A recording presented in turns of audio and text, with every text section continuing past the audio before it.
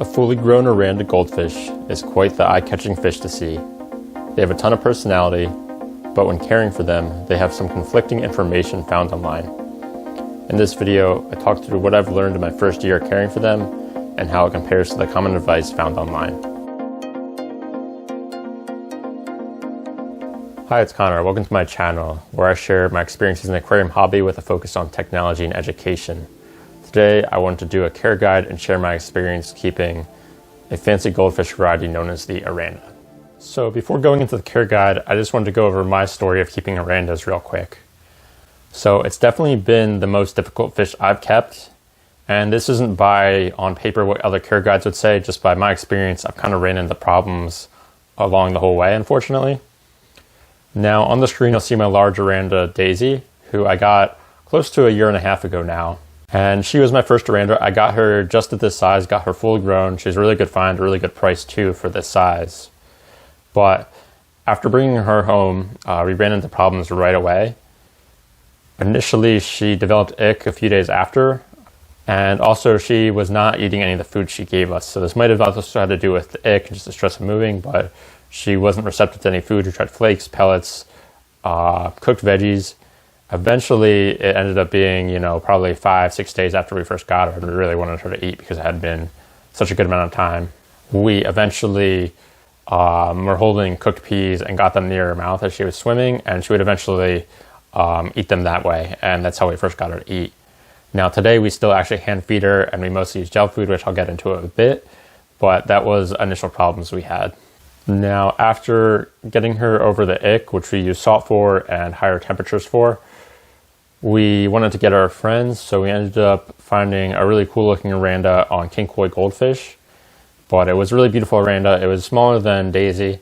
It was about 5 inches, and it arrived healthy, no problems, great shipping, everything was great about that. And there was no issues for the first month or two. It was probably maybe close to 2 months in. And one day I came home and noticed she was swimming weird, kind of on her side. And the side of her face, which was normally orange, was black. It almost looked like bruising. So, and then unfortunately, she didn't make it. She passed away a few days after that. Still don't know the cause for sure. Could have either been something genetic that came up randomly or got injured possibly by my other Oranda. There really wasn't any decorations that she should have got stuck between, I don't think. So the next 6 months were completely smooth. We did, however, end up with a snail problem. And I'd always been curious about different tank mates that were outside of goldfish for with a goldfish.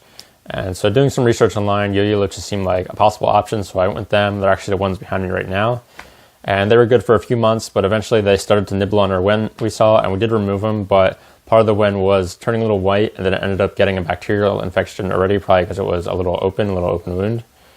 And this has been very difficult to treat. I'd say we're still kind of treating it, although it's much better now, but we tried a whole range of medications initially, seeing some results that would get better, but as soon as she'd get off the medication, it would get worse. And she basically developed a bunch of different symptoms of different bacterial infections. What did end up working was a mix of Canicura, Nitrocura, and Metroplex. But yeah, those medications improved her a bunch and really improved her behavior a lot, which is another thing, is she did sit at the bottom of the tank a lot. Now, she still does have a growth on her head, and doing research, I don't think that's going to be, that's going to go away. But her behavior is much better, but she is more lethargic than when we originally got her, but she is eating very well, much more active in general. So that is very good to see, and hopefully she just continues that way, and as needed, we will dose the trio of medications we need if we do see symptoms getting worse, and hopefully it'll stay on the up and up. But anyway, let's get into the care guide. So for Orandas, they do get very, very large. The maximum size you'll read is about 10 inches. And the average they probably get to is around 8 inches, give or take. They can be even larger than 10 inches. There's some reports of that. But that's going to be around the largest to get. And their tail is very long, so a lot of it is that tail. But as far as their body does get very massive and very wide.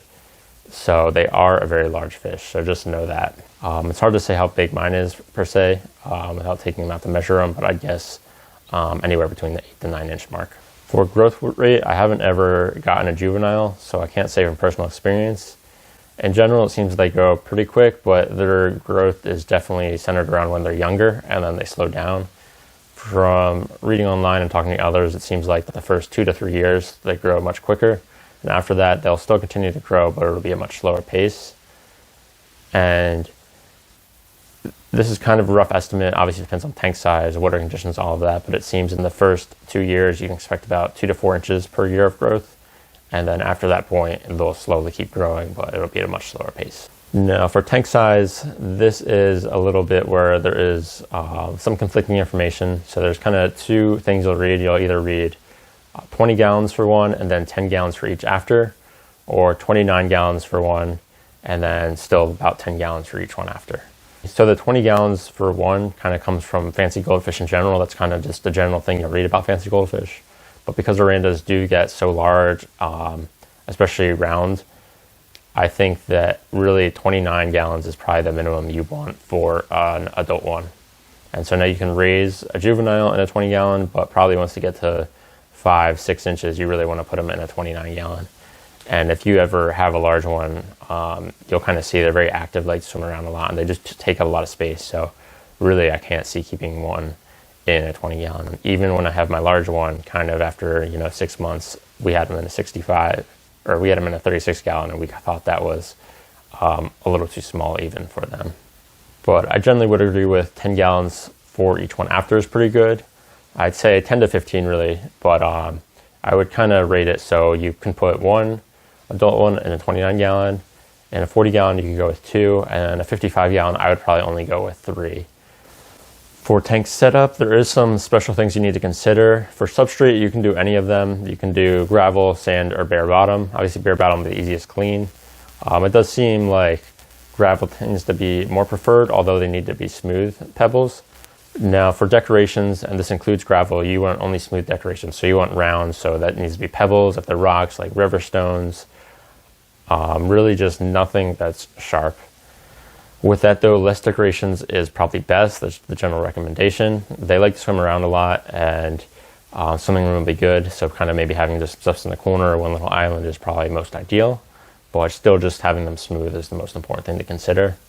They can be fine with plants, but you want them to be hardy plants, such as Java ferns, anubias, mosses. If you are going to do any stem plants or anything like that need to be rooted, you really want to pot them and then either put them behind rocks or get something. I know aquarium cohop is an easy plant or something like that, just so it can be make sure the roots are surrounded well. Now, for water parameters, they are pretty flexible on this, and just having stable parameters is going to be best for any of these ranges. For pH, it's pretty open range. You'll read the different sources: 6 to 8, 5 to 8, 6.5 to 7.5. Now, I'd say if you can get 6.5 to 7.5, that's really going to be the ideal range, because they like neutral water that's right in the middle of the range. Anywhere in there is going to be good. But really, probably people have kept them as low as 5 and as high as 8 without any problems. So if you can have stable water that you can do water changes easily with to keep it stable within those parameters, then do that. For temperature, this is the one where I've seen the most conflicting information. Now, you'll read commonly 3 different things on guides, 3 different recommendations. The first is 68 degrees to 71.5 degrees Fahrenheit. The next is 72 to 78 degrees Fahrenheit. And the last is on the upper range, 78 to 86 degrees Fahrenheit. But when it comes down to it, any of those will probably be fine. The general thought is that the higher the temperature, the shorter the lifespan will be, just from having an increased metabolism. So, and you definitely don't want to keep them really below 65. They are known to be a cold water goldfish, like some of the other pond varieties or the common goldfish. But really, in that range, I'd go for the middle. I tend to look at it as 65 to 75 is probably an ideal range, anywhere in there. But you can do other ones. There's probably more research to be done and maybe studies to be done for what is optimal. But I know many people keep them at those lower temperatures and they're good. For hardness, it's really anywhere between 4 and 20 degrees. It really is pretty open on there. They can pretty much tolerate pretty low or pretty high ones. So that's pretty open, just no absolute extremes. Parameters I've kept them at is a pH of 7.4. The temperature is anywhere between 70 to 75. Generally, we try to aim for right around 72, but probably in the summer it's closer to 75 just because it's hard to keep it that low. And the hardness right around 12 degrees. Now for maintenance and overall care, so they're rated as moderate or intermediate in difficulty. And I think generally I always thought the goldfish would just be rated as easy, and some guides will say that, but you'll see some that say intermediate. And that generally is because their wen gets very large and it can be prone to bacterial infections, so you really need to make sure you keep up with keeping the tank clean. For what I do is I generally do once a week water changes, and that works for me. That keeps the nitrates down. I know this was mostly based on a 36-gallon tank. Now with a 55-gallon, it's still only one goldfish. I could probably lessen that, but I like to just do all my tanks at once and keep up with it. Basically though, you just want to make sure you are cleaning around the decorations, any crevices, so there's not too much waste buildup, because they do make a lot of waste. And then just keeping an eye on the nitrates, and you can gauge your water changes like that. But depending on your stocking and tank size, I'd just expect with a goldfish once a week is probably a pretty good average to expect to do water changes.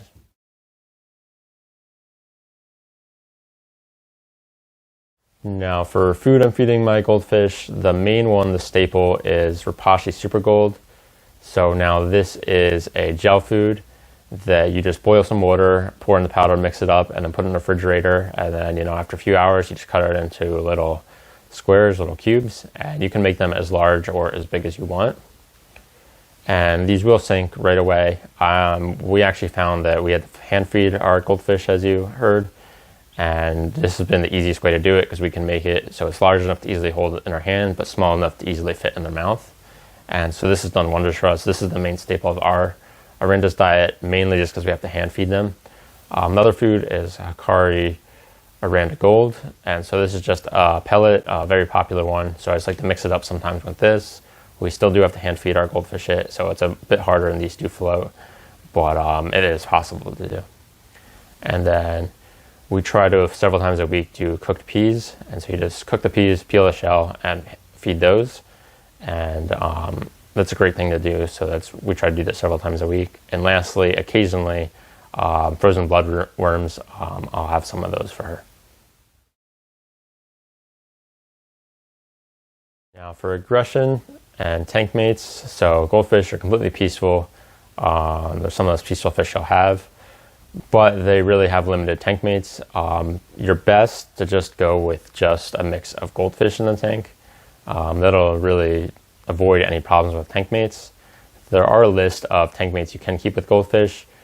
A lot of them do have sort of caveats, is, it'll work, but like maybe in this situation it won't, or you have to watch out for this. It's definitely a loaded topic to go into tank mates, so maybe I'll do a different video on that in the future. But you really just, it's best to keep just with goldfish. And if you are curious about other options, you can look those up. Now, finally, to wrap it up, just for someone thinking of getting Oranda, would I recommend them based on my experience? And I think it mainly comes down to if you like the look of them and if you just like the look of goldfish in general. Now, for their behavior, they're super friendly. They have a ton of personality, and in my opinion, they just look adorable. Now, not everybody thinks that about Orandas, and not everyone's into goldfish, so it really just depends on that. If goldfish, don't really call out to you, then I would say it's not really something I would end up pursuing. The care, in my experience, has been more than just a typical community aquarium, so there is that. And then I would just make sure that you do have a tank large enough for them. Really, I'd say just, make sure you have a 29-gallon, and then you can get one.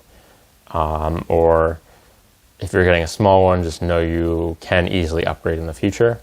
I think a 29-gallon really isn't that large, so, it's just pretty reasonable for most people. But that's just really the main thing to consider. Lastly, though, for price, if you do get them small, they are pretty cheap. They are really anywhere from about $10 to $30 if you get them, anywhere from the 2 to 4 inch mark. But once you get over that, once you get, 4.5, 5 inches, they really go up in price. Probably for a 5-inch one, I generally see right now about $80 to $100. And then once you get even larger than that, once you start getting to the really adult size, 6, 7, 8 even inches, the price really goes up. So really for like a 6+ inch one, I generally see about $180. And then if you get even larger than that, and especially ones with very bright colors or very vivid patterns, you can see them anywhere from $300 plus. So that is definitely something to keep in mind, that if you want a large one, expect to spend a lot, or you want to let them grow yourselves. There are a lot of color varieties though for Orandas, so I definitely recommend checking out all the different options before you get one, or at least know what you want. Because they are so large, you really can't just stock a bunch of them unless you do have a large tank. So I would go into it knowing kind of what you want, and then if you ever see one at the store that's really what you want, then you'll know just to get it just then. King Koi Goldfish does have a very large variety and a very large amount of color options, so that's great to look on there just at what they have, just to see different options for what you might want to get. And that's also a great site just if you want to order it online. I had a good experience. But that wraps up my video on Orandas. I'd love to hear from anyone who either has kept Orandas or have questions that I didn't go through in this video. And if you did find this video helpful, please consider giving it a like, as it helps it a ton. And anyway, thanks for watching, and I'll catch everyone in the next video.